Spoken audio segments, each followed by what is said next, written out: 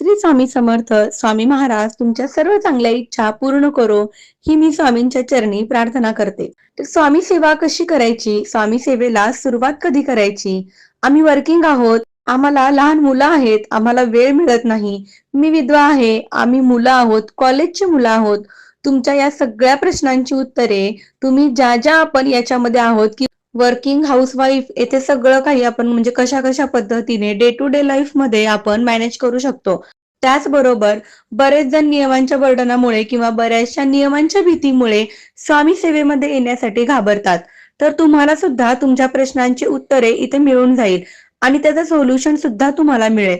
आणि अगदी न भीता श्रद्धेने, विश्वासाने 100% म्हणजे तुम्ही आपण जे म्हणतो ना, भक्तीने किंवा अंतःकरणातून तुम्ही स्वामी सेवा कराल आणि स्वामी सेवेचा अनुभव जे आहेत ते तुम्हाला 100% काय 1001% येतील.